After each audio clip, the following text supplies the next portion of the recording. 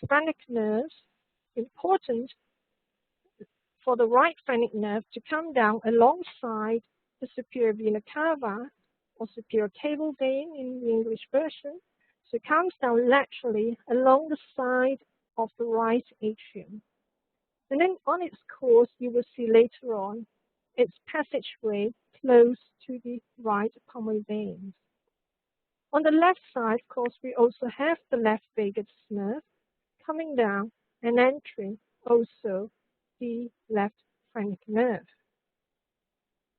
We have the left vagus nerve coming down and forming the recurrent laryngeal nerve that curls underneath the aortic arch, and therefore in close relationship with the ductus arteriosus or its ligaments, and therefore sandwiched between the bifurcation of the pulmonary arteries and the underside of the aortic arch. We, of course, have the counterpart to the right phrenic nerve, which is the left phrenic nerve, descending alongside and again over the fibrous pericardium. Over on this diagram here on the right-hand side, you will see the fibrous pericardium removed to show you the descending passages of the right and of the left phrenic nerves. So we then have these descents of the phrenic nerves inserting into the diaphragm. Now, the proximity of the right phrenic nerve to the right pulmonary veins is very important in terms of ablation procedures that take place around the ostia of the pulmonary veins, particularly relating to the right superior pulmonary vein. So at this level, it is skirting very close to the ostium of the right superior pulmonary vein. You see on this panel the gross specimen with the levels of sectioning that you see on the right-hand side represented. So we made transverse cuts through the pulmonary veins and the superior cable vein. Here we have a section through the right superior pulmonary vein, therefore giving you a cross-section of the superior cable vein. You will notice this line here is the fibrous pericardium, and this little blob here, just sitting on top of that fibrous pericardium, is the right phrenic nerve. We have measured the distance on cadaver hearts, and we found the distance to be about 2.1 plus minus 0.4 of a millimeter for the right superior pulmonary vein.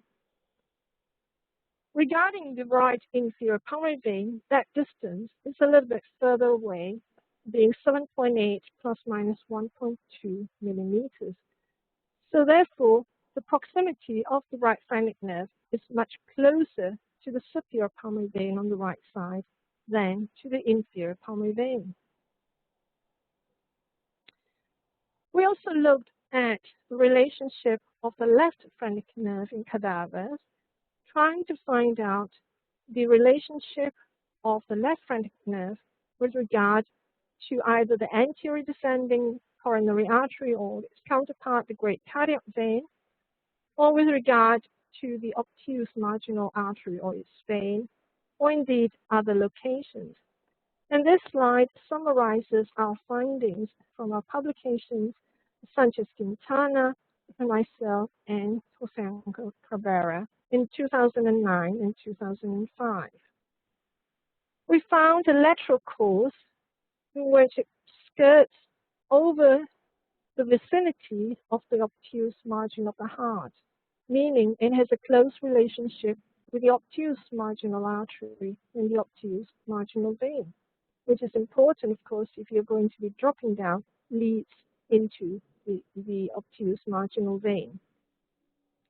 There's a relationship with the anterior cardiac vein, or great cardiac vein, or anterior descending coronary artery in about 18%. In about 23% of these cadavers, the phrenic nerve took a more posterior inferior course, going over the left atrial appendage and curling around the more diaphragmatic aspect of the left ventricle. Another structure that is very important to take account of is the esophagus. The very posterior location of the left atrial chamber puts its posterior wall right up against the front of the esophagus, as you see in this cross section. And this is a heart specimen cut through at the level of the superior pulmonary veins, whereas this is the same heart specimen cut through at the level of the right inferior pulmonary vein.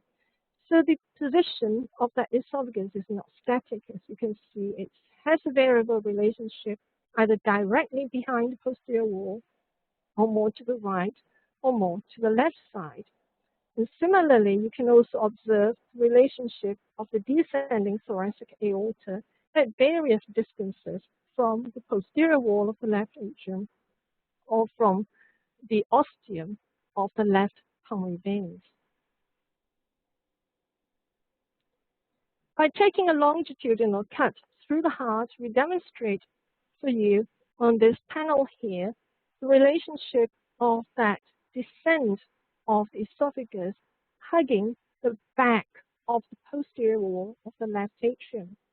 We can also see the trachea ending here, and somewhere here would be the left bronchus, and here would be the roof of the left atrium, here being the posterior wall, and here being the inferior wall. In other words, the esophagus does not, well, the esophagus curves around the back wall of the left atrium, but does not make a straight descent. Indeed, it curls around a little bit towards the undersurface of the left atrium before descending through the diaphragm. This is a longitudinal histologic section taken through the left atrium and through longitudinally through the esophagus. The green line here, stained up by Mufflin's trichrome stain, shows the fibrous tissue of the endocardium of the left atrium. And similarly, the green line here is the fibrous tissue of the fibrous pericardium. So we can see that this is the thickness of the posterior wall of the left atrium, which I make out to be maybe about 3.5 millimeters in thickness. Then there's a little gap, which is the pericardial space, and then the fibrous pericardium. And right behind the fibrous pericardium, we can see the branches of esophageal arteries, lymph node, fibrofatty tissues, and here already is the esophageal wall. And here, of course, the lumen of the esophagus. So we have a very close relationship between the posterior wall of the left atrium and not only the wall, the muscular wall of the esophagus, but also the arteries supplying the esophagus. Moving on further, we can take a transverse section this time through the heart and the lungs and the esophagus, and we find that the posterior wall of the left atrium is also related to some of the larger vagus branches that form the periesophageal plexus. So here we are, we see quite a large bundle of the periesophageal plexus just behind the fibrous pericardium, so in front of the esophagus. Again, a rather close relationship, because damage to this periesophageal plexus may result in delayed gastric motility. And if I can jump in here. Yes, of course. I think it's a very, very important point that you're stressing, that the esophagus is really swiftly moving with every swallowing motion. Whenever you swallow, this esophagus can move all the way from the lateral veins to the septal veins, or the right veins and the left veins. So it is a very, very soft tissue. You see the fatty tissue between the aorta and the left atrium, and it can move quite a lot. In the barium swallow, you can nicely see that movement. And as you rightfully pointed out, patients that have gastric problems after, for example, an atrial fibrillation ablation, that's very likely that we exceeded with our attempt of making a transmural lesion and hit this vagal nerve right there. So it's a very close proximity. Right.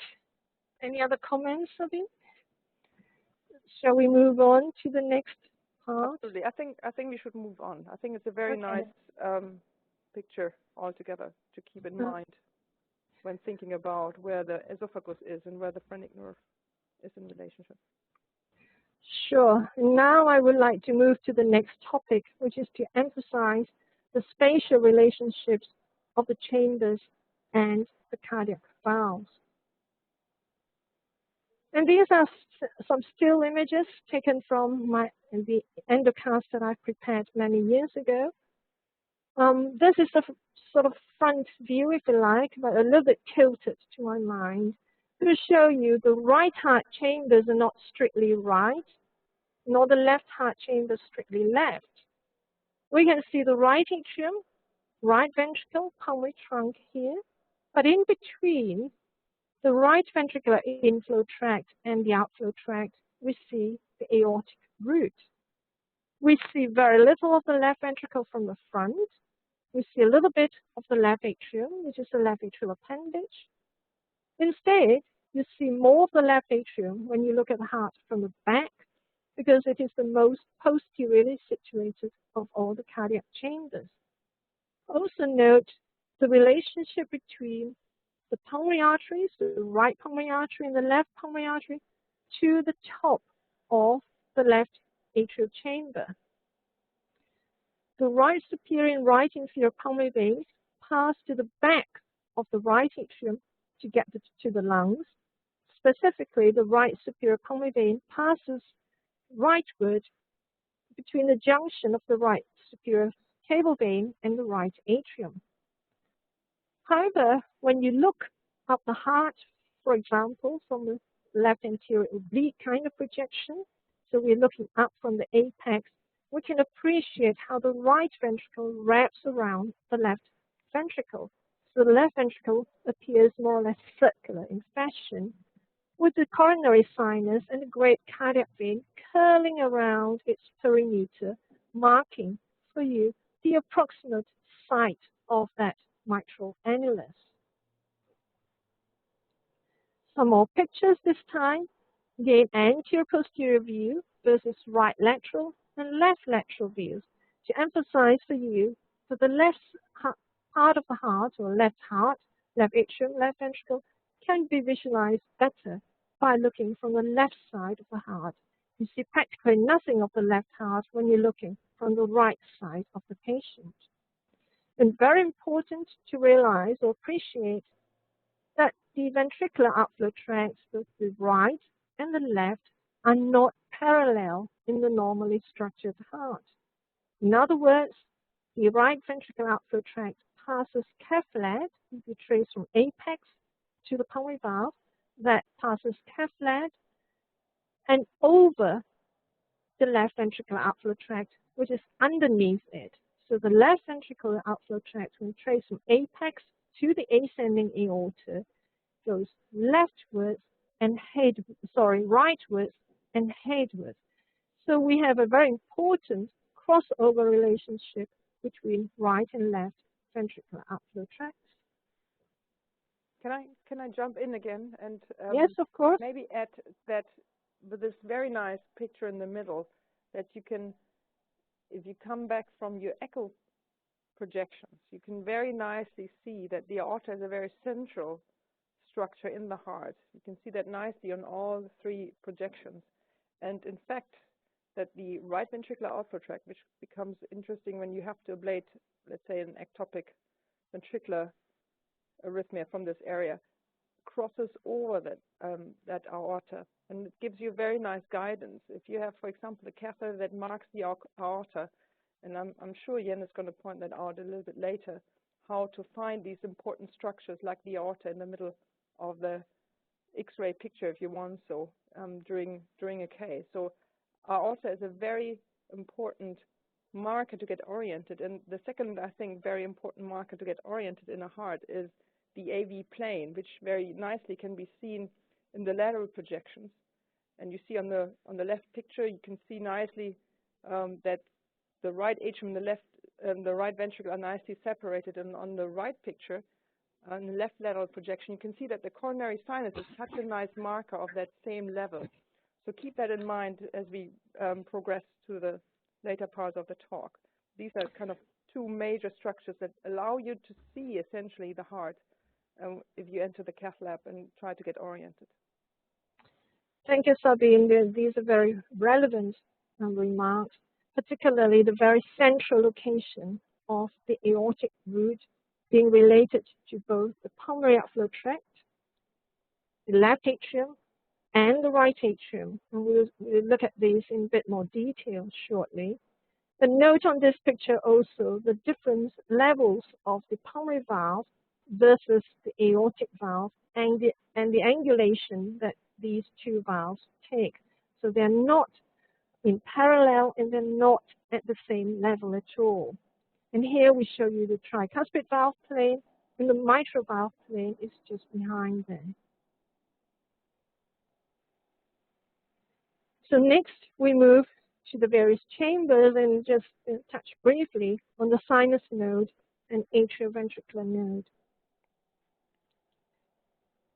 So for us as anatomists and morphologists, each atrial chamber has these components: an atrial appendage, the venous component receiving either the cable veins in coronary sinus or the pulmonary veins, the vestibule, which is the area of the atrial chamber just proximal to either the mitral valve or the tricuspid valve. And then, of course, the septum, which is shared by both atrial chambers. But first, the sinus node. And these two dissections just depict for you in this panel here, more or less your right lateral kind of projection, showing the location of the sinus node at the junction between superior cable vein and right atrial appendage.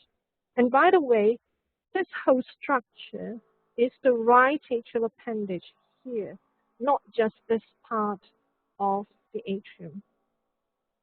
And so the sinus node is located anteriorly and laterally relative to that junction between the cable vein and the appendage.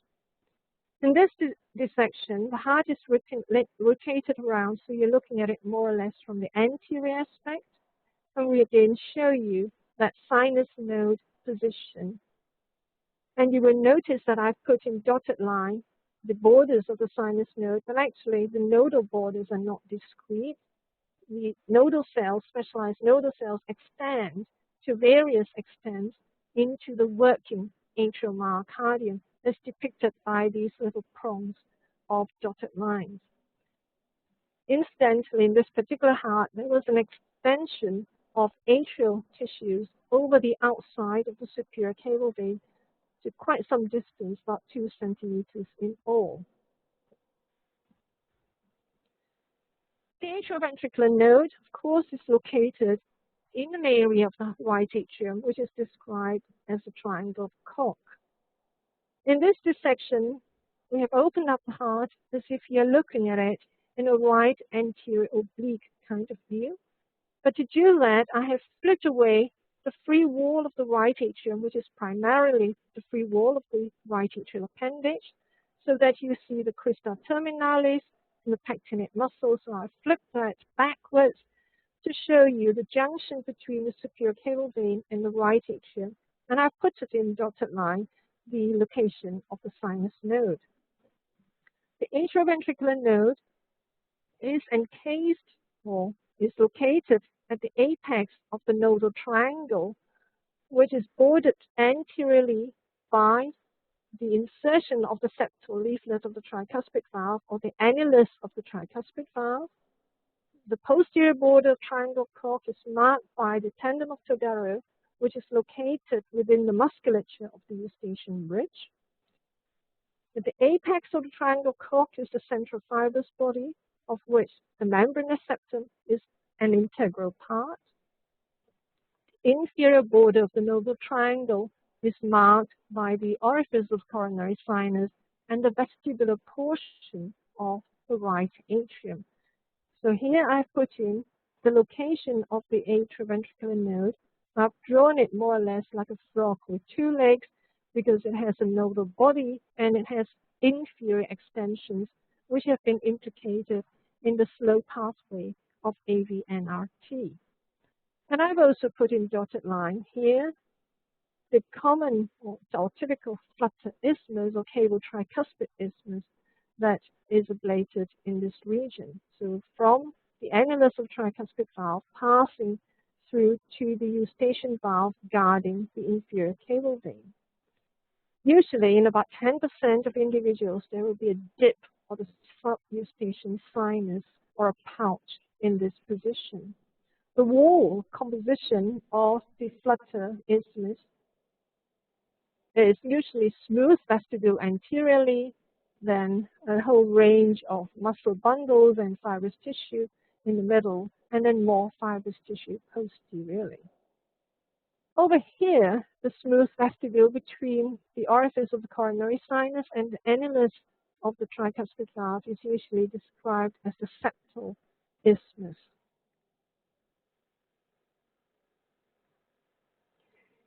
And these are two diagrams just to give you some flavor of the variability in the so-called cable tricuspid or typical flutter isthmus, which is this line here. Again, the AV node put in position.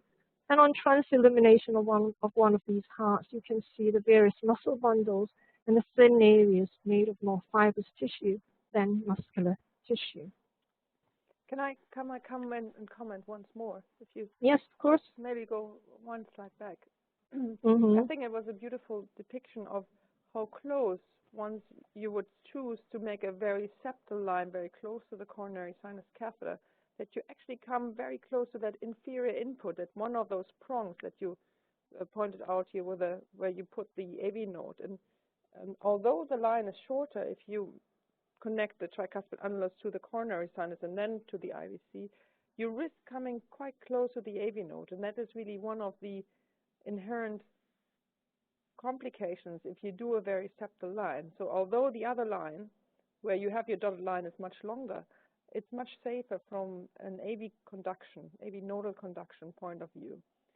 And as you see, you can have a very thick muscle bundle or very thin areas along that dotted line. So the key really is to reach all the way to the annulus and then follow all the way down to the IVC and stay away from risking damaging the AV node.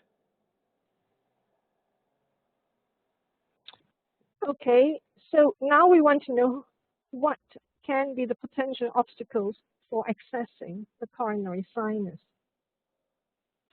And here's a dissection viewed from above. So we have the tricuspid valve here, so right atrium, and I've drawn the blue line into the coronary sinus and the continuation into the great cardiac vein. In fact, this channel then passes underneath the left atrial appendage. And I've used the same image and flipped it over the other side so you can kind of get an impression of the LAO kind of view, with the aortic valve in the middle and the curvature of that coronary sinus great cardiac vein course.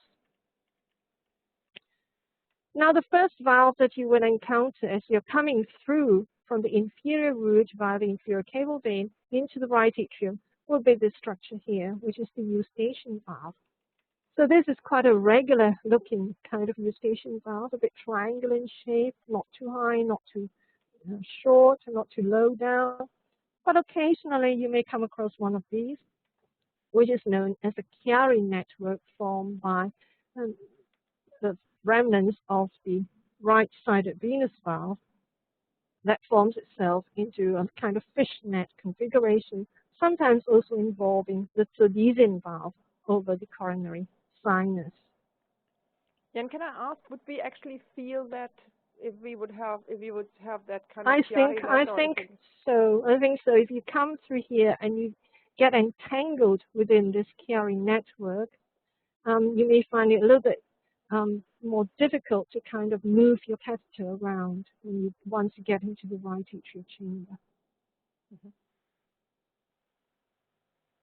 Oops.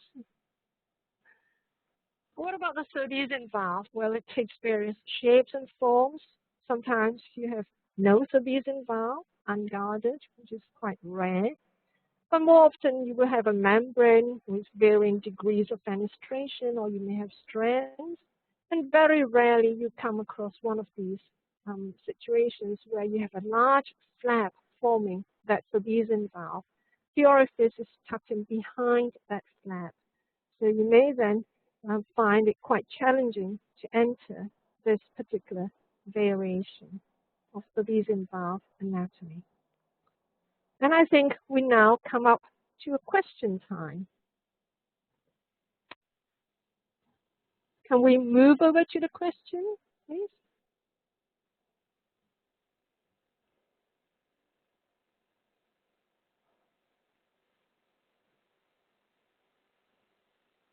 Okay, I hope that you all see the questions on the right corner of your screen. Jan, you want to read them out? And yes, the question is, which structure of the left is not in the neighborhood of the left atrium? So we have A, esophagus, B, left phrenic nerve, C, descending thoracic aorta, D, right pulmonary artery, E, right coronary artery, and F, coronary sinus. So please select one. okay, we're going to have a couple of seconds to have everyone voting. And in the meantime, I might comment a little bit on this slide that you're showing us on the left side. So we wait for the result, which is going to be displayed to us, I hope, so we can have a chat about this. Now, with these guarding valves in front of the coronary sinus, it's sometimes quite difficult to position the catheter in the coronary sinus. So there are various techniques in finding out that you're already there or trying to get the catheter kind of jumping a little bit further. Now, the guarding valve is one problem, but the second problem, I think, is that sometimes the catheter gets entrapped in the first branch in the middle cardiac vein, and we cannot really easily advance the catheter. Is there any trick that you could tell us? Is that very simple or very often that right after the membrane or right after the entrance of the coronary sinus that there is a branching vein that makes advancement of the catheter difficult? Once you're inside the coronary sinus, you may encounter a little bit of flat valve that might be there, or you may have, as you say, a branching vein. These are possibilities. Yeah. I think we have the results now on the questions. Yeah. This is quite interesting. I think majority got the answer right, which is E, the right coronary artery. In fact, if you look down the list, esophagus, everybody got that right. Somebody said left phrenic nerve. In fact, that left phrenic nerve can pass over the left atrial appendage. Descending thoracic aorta may be to varying extents behind the left atrium. The right pulmonary artery actually can sit on top of the left atrium. The coronary sinus, I didn't stress it, was actually passing along the inferior wall of the left atrium. So we come back now to the talk. And we need to know how to get to the left atrium. I think this is very important. This is a very important image to appreciate the location of the atrial septum. Basically, we're looking down from the right shoulder, if you like, towards the ventricle. So we've taken away most of the walls of the atrial chambers. We can see immediately the very central location of that aortic valve, with the left and the right coronary arteries taking off from the two aortic sinuses that are very close to the pulmonary outflow tract. The non-coronary aortic sinus lies just in front of the plane of the atrial septum and is related to both the left atrium as well as the right atrium. So there is a part of that right atrial chamber anteriorly which is related to the aortic sinus here, the bulging aortic sinus, and this is termed the aortic mound, which is not truly of the atrial septum. In other words, going through here will take you into the transverse pericardial sinus and may even enter the aortic root, but not across to the left atrium. Actually, I'm missing your nice little red ball to point out which area you exactly mean. Is that? I'm sorry. I think I need to click on the laser again. Yeah, right. There. So here is the aortic root, and here's the plane of the atrial septum, and you can see it pointing to the non-coronary aortic sinus. And the bulge here, caused by the aortic root, is termed the aortic mound, which is not a true septal structure. It would take you outside of the heart if you pass through here and not into the left atrium. Right. I think it's a very nice picture again, and shows the importance of knowing where the aorta is if you try to get over to the left side. And I think you pointed that out very nicely, the neighborhood between the aorta and the His bundle recording site, the compact AV node. And there would be a catheter showing you a His potential would nicely mark where the aorta is. And then you stay away of being so far anterior.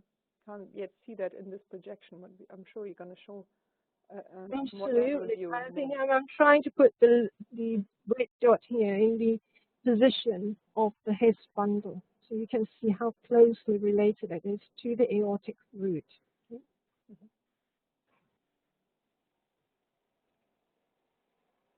The precise location of the atrial septum varies, but generally it is not running in an anterior and posterior direction, but rather more obliquely. So this is an image taken from one of our recent books, showing you the right atrium, left atrium, and the oblique orientation of the atrial septum. Let me make another comment here and say that if you have a 3D image of your patient, you can easily, in a three-dimensional fashion, orient yourself. It's nearly as nice as seeing the specimens of Professor Ho or any other anatomist that you can possibly meet. Now, people sometimes ask, so how many degrees in LAO are you looking at? And it really depends on the axis of the heart. You see here probably the axis about 40, 45 degrees. And you could nicely individualize that angulation by having, going a little bit further around, let's say, to a 50 or 60 degree LAO, or in fact going a little bit less if the heart is more sagittal in the chest. Now, coming back to that His catheter or an apex catheter that crosses the tricuspid valve, which will lean on the septal wall from the right ventricular side, that's a perfect marker. If you have that pointing towards you, then you have the right axis, the individual axis of the patient in the cath lab. Okay. We also have various conditions which are listed here that can change the orientation of the atrial septum. So this is not an exhaustive list. So. And moving on, so anatomically speaking, the perfect spot for crossing to the left atrium from the right atrium is through the floor of the fossa ovale, which is this thin, flat valve or membrane that guards the fetal or embryonic fossa ovale. The limbus around the fossa ovale is made by the septum secundum, and you can see the infolding that makes that septum secundum. So we have the muscle of the right atrium folding upon itself, and over here with the asterisk is the epicardial fat. So in other words, if you're straying too superiorly, here's the entrance of the superior vena cava. If you're a bit too superior, you actually cross outside of the septal area to get into the left atrium. And by the way, I think this picture shows rather nicely that straight ahead of you from the septum are the left pulmonary veins and the left atrial appendage over here. But to get to the right pulmonary veins, they are lying more or less in the plane of the atrial septum. Can I comment once more? If you puncture where the error is, then you actually have a good range with your catheter, and that area is quite floppy, so it will allow your sheath on your catheter to turn very easily. If you puncture more through that limbus where the asterisk is, where the red dot is now, you still enter in the left atrium, and you're still going to measure, for example, left atrial pressure, but the sheath will not be so easy to be rotated. And in fact, you exit the right atrium and then you re-enter through this interventricular fold here. And if you're very unlucky and the patient has not as much fat as this patient has, then there might be a chance that you actually enter the pericardial space, which in the long run, especially when you pull your sheath out, is going to cause a problem and possibly cause tamponade. So it's much easier mechanically to then rotate the sheath if you go through the fossa, through the membranous part, and not through the thicker part, although you end up in the right area afterwards. So we look at it in more detail. We see this configuration of the true septum, which is the thin part, and the limbus, which is an infolding of the atrial wall. And this can indeed be imaged on real-time three-dimensional echo, showing epicardial fat in the thin area of the fossa ovale. And using the same technique, we can also visualize the variability in morphology of that fossa ovale. You may have something with very nice, prominent rims, a small fossa ovale, or you may have one which is very flat. There's no real distinction between limbus and the floor of the fossa ovale. The location of the fossa ovale valve can also vary from individual to individual, not always centrally positioned. And particularly if you have a very posteriorly situated fossa ovale, the risk of going posteriorly can take you outside of the heart into the pericardial space as well. And just to complete the atrial septum, just some more images showing you the thickness of that limbus can vary. In this case, you may have what is termed lipometer septal hypertrophy, which means that the infolding is filled with a lot of fat, maybe 1 centimeter, 2 centimeters thick. And as Sabine mentioned earlier, if you were to cross the septum through this area, it makes the catheter much less maneuverable compared to if you're crossing through this very thin area. And of course, you need to be aware that there may be other previous procedures through the septum with devices, surgical patches, and so forth, which may make crossing the septum more challenging than usual. So to summarize, the atrial septum may be small without clear margins, maybe large with clear margins, or maybe even aneurysmal. And oftentimes when you have an aneurysmal septal aspect, that is very stretchy and can take you further into the left atrial chamber than you anticipate. And just to summarize the picture again, very important relationship of the aortic root to the septum. And I think we'll stop the presentation here, but I have one more question to pose to you. Can we go to the question number 2, please?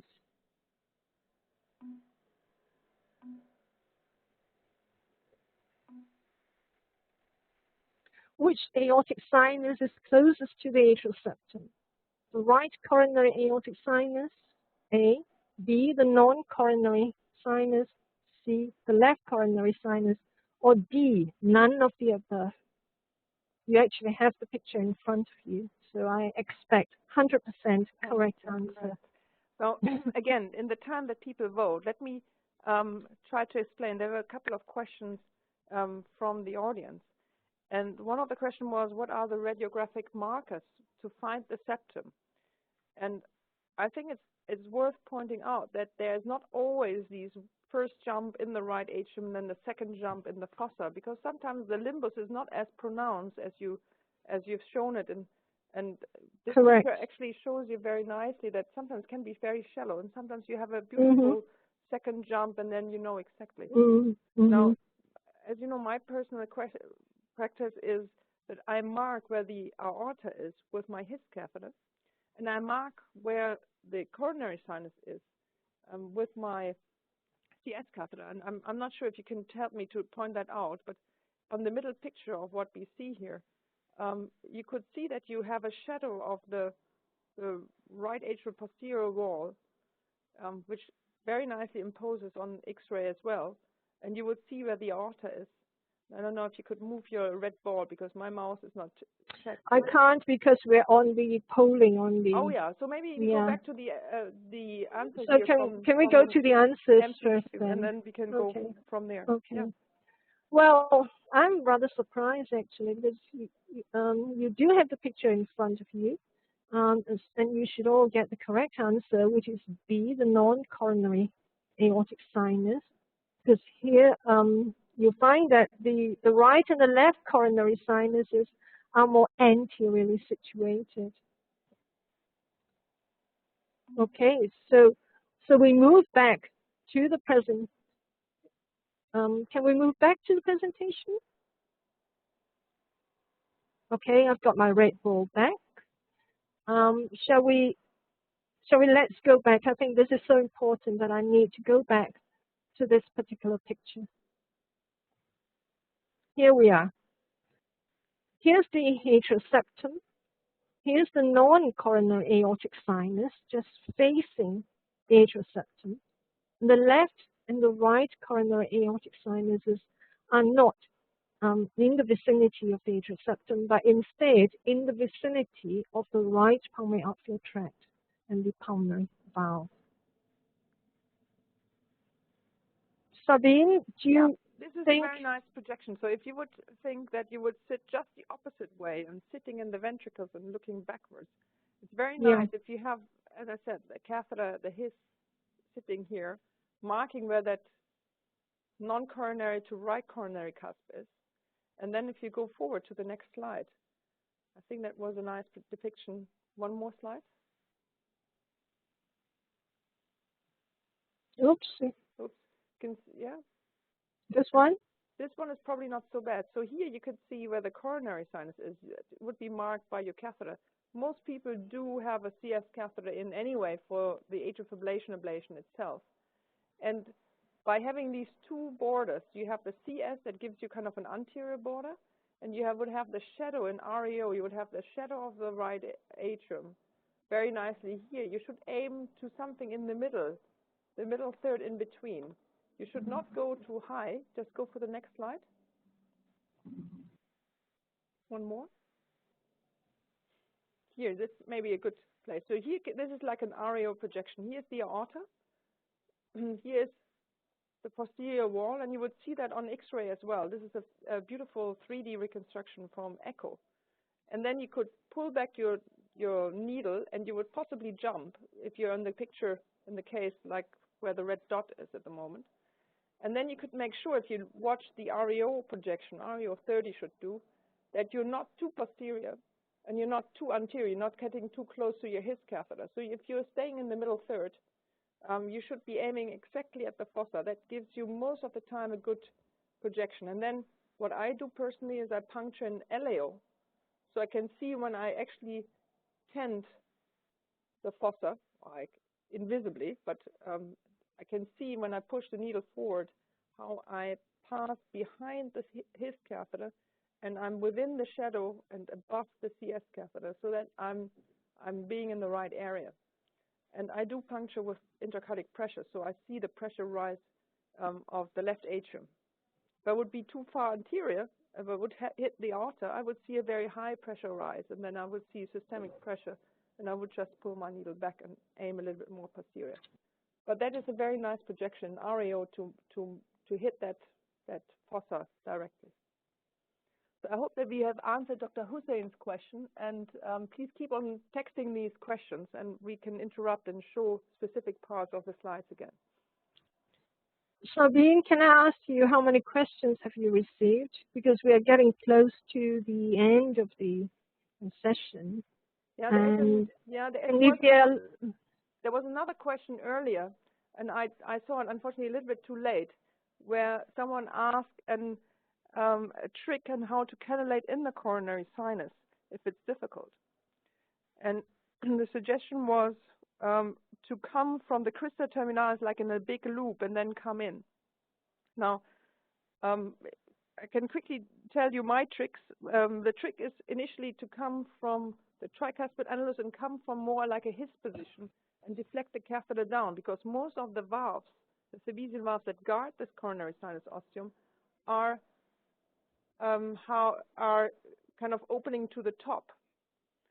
And that's actually quite a nice way of sliding with a big V first, big ventricular signal, and then turning the catheter clockwise until and deflecting it until you have a very big atrial signal.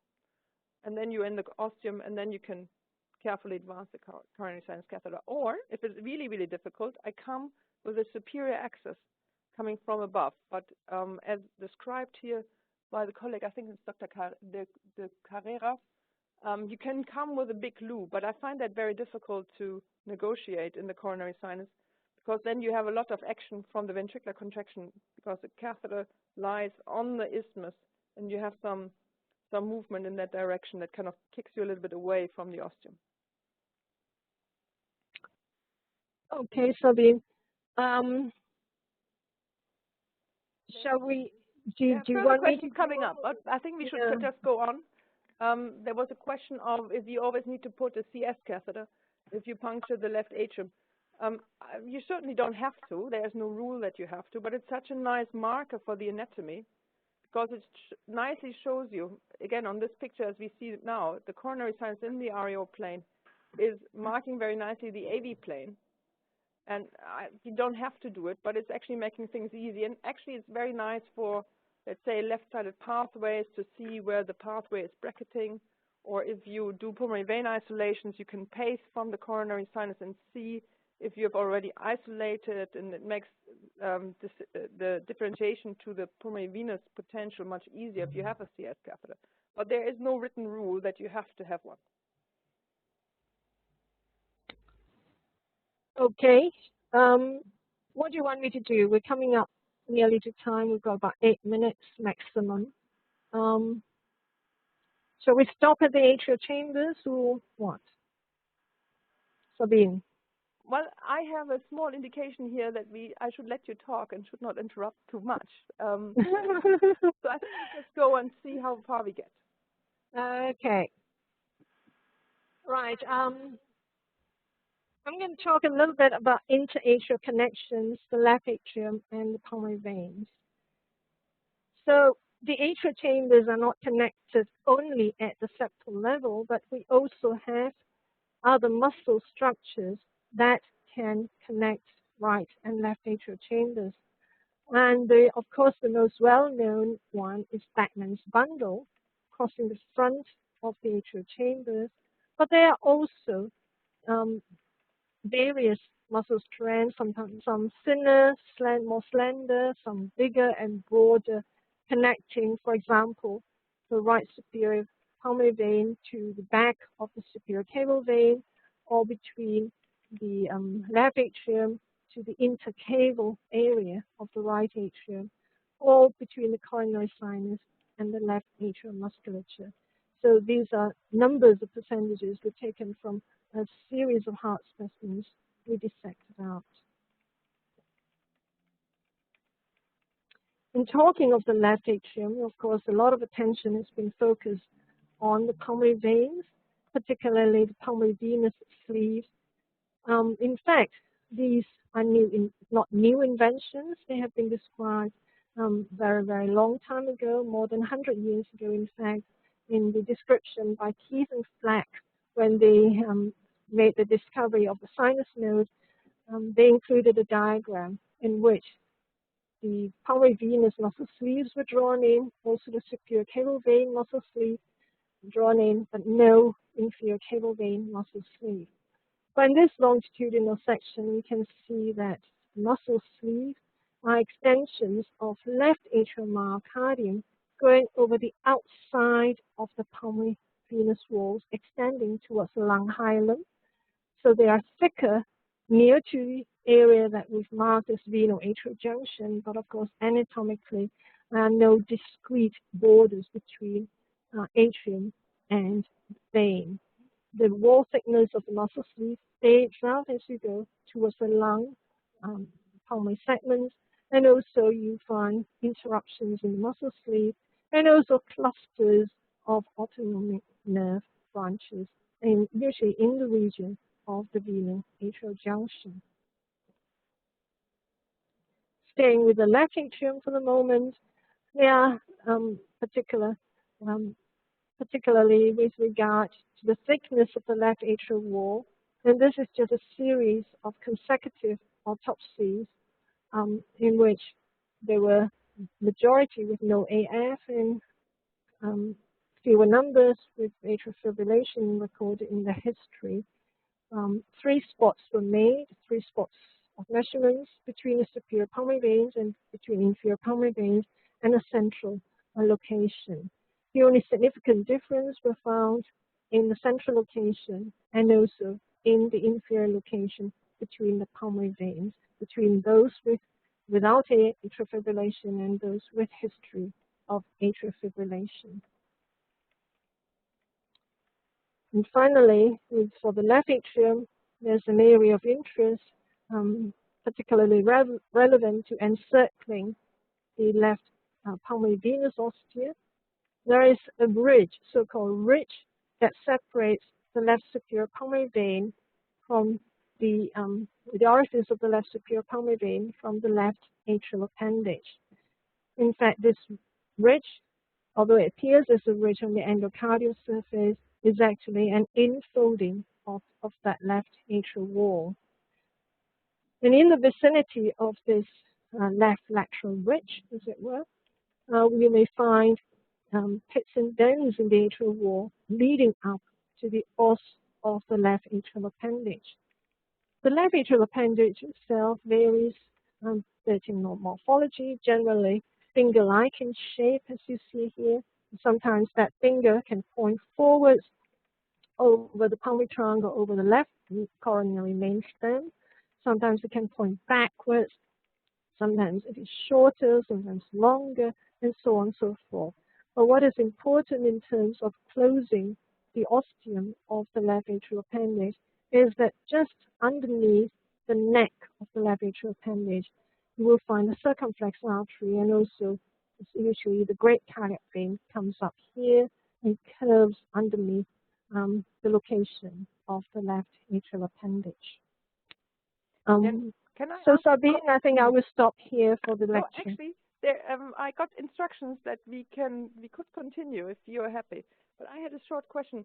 With all these little holes that you see here on the left atrial appendage on the right picture, when we do an isthmus line connecting the left inferior pulmonary vein to the mitral annulus, sometimes I have the impression sometimes it really is easy, exactly, and sometimes I spend hours and I finally have to ablate in the coronary sinus. So I personally try to avoid that line as much as I can because I know it's a difficult one. So, but with that very thin area here, is that an area that we should be able to ablate easily? But then on the opposite side, on the outside, we would see the coronary sinus here, right? And as you pointed out, also the circumflex artery is very, very close, isn't it? Correct. So these may trick you. You suddenly find yourself dropping in, and really the left atrial wall where it's transfiltrated is incredibly thin, paper thin, I would say. Okay, now we have a very important decision to make, and I'm very happy to go either way, and I hope that Professor Ho is equally flexible. We are coming up to the end of the transmission time. However, we've only covered so far the atrial anatomy. So one option would be to continue, and the second option would be to invite everyone back for a second session on the ventricular anatomy on a second date. So I'm not sure how we poll this question, but if we could instantly poll, I would need to have some indication from the organizers if we should continue or if we are actually satellite-wise cut out. I think we need to hear from Nadine. It's up to you to decide. If you want to go up to the end of your presentation, I'm sure everybody will be happy. Otherwise, of course, we can schedule another webinar on a later date, and I will, of course, keep everybody updated. So it's up to you, Professor Ho, but please go ahead if you want, or we can schedule another webinar on a later date. I think it's going to take me at least another half an hour to get to the end of the presentation. So I think it might be wiser to Okay. schedule another date, and then I can talk a bit more about the ventricles, if that's all right with everybody. Perfect. I think that is, you know, we need to respect the person who is doing the whole talking. That gives me, I think, probably the word to finish the session. And first of all, to thank Professor Ho to share these fantastic pictures with us, and to see if we can, and I'm going to turn my camera on to give that maybe final speech here. I hope that you can see me. I think we had a great opportunity to review the anatomy of the atrial chambers, and I think some very insightful pictures were demonstrated here. And even the last picture that you still see on your screen, I hope that you take that back with you in the cath lab when you do the next ablation around the pulmonary veins, especially that ridge where the asterisk is pointing to. Very difficult area to do. So I hope that you enjoyed this session. We hope that you come back for the ventricular part of this. It was probably a little bit too courageous to review the whole cardiac anatomy of all 4 chambers in an hour. That is possibly a too large area to cover altogether. I think I speak for all of you that I enjoyed it greatly. I hope you enjoyed it greatly. If you enjoyed it so much that you would want to tell your colleagues to dial in the next time to